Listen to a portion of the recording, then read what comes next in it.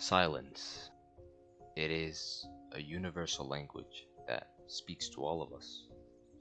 It's a medium that is often overlooked in our noisy and fast-paced world. But why do we fear it? Why do we find ourselves looking for distractions to avoid the quiet? Silence can create an eerie feeling of emptiness. The lack of sound can make us feel vulnerable, as we are not able to rely on our senses to detect danger. Silence can also bring up repressed emotions and memories. It can force us to confront our thoughts and feelings, which can be uncomfortable or even terrifying, which is why many people turn to music, TV, or social media to avoid silence and distract themselves from their own thoughts. But the fear associated with silence in horror movies is slightly different. As Dr. John Mayer, a clinical psychologist, put it, silence in horror movies is like a blank canvas. It creates a space for our imagination to fill in the gaps. Our minds start racing, trying to anticipate what is going to happen next, and that's where the fear comes from.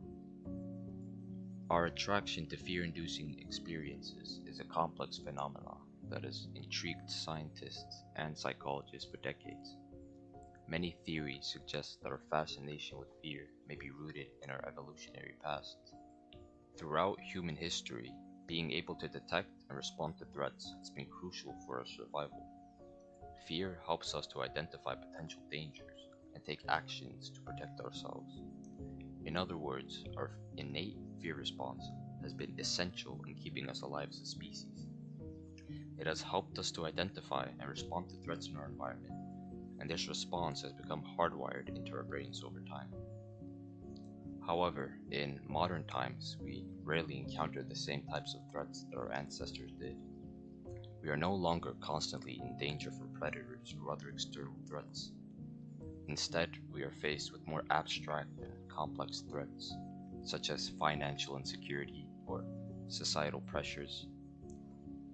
As a result, our fear response can become triggered in ways that may not be immediately useful or helpful in our day-to-day lives. This is where entertainment such as horror movies come in. By providing us with a controlled environment in which to experience fear, we can satisfy our innate desire to respond to threats without putting ourselves in real danger. You see, when we experience fear, the body releases a chemical cocktail of adrenaline, cortisol, and dopamine. This response is triggered by the anticipation of a potential reward, such as successfully avoiding a threat. Dopamine is released as part of the brain's reward system, reinforcing behaviors that can help us survive and cope with the stress and anxiety of the situation. But how does this all connect to The Conjuring? Well, silence is used to great effect in The Conjuring, with moments of little to no sound creating tension and fear in the audience. The Conjuring uses silence to manipulate the audience by creating an expectation of a jump scare or other frightening event, and then subverting that expectation by maintaining the silence. This can be even more effective than an actual jump scare, as it plays on the audience's anticipation and can leave a more lasting impression. One example of a scene in The Conjuring where silence is used to create fear is the hide and clap scene. In this scene, the characters play a game where one blindfolds themselves and the other claps while moving around the room, and the blindfolded person has to find and tag them. The scene starts with a clapping sound that gradually fades away into silence, creating tension and anticipation in the viewer's mind. The silence is then suddenly broken up by a loud clap, revealing a ghostly figure standing behind one of the characters. The use of silence in this scene creates a sense of unease and builds up the suspense before the jump scare. First clap.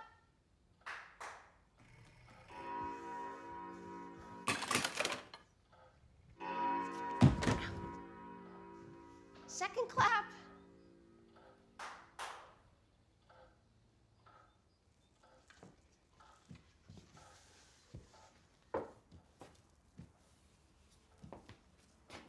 April,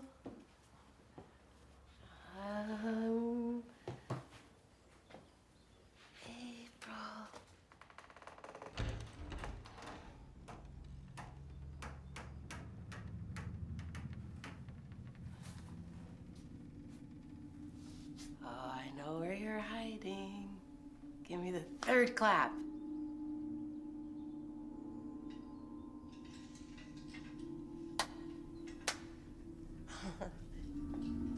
I'm gonna get you now.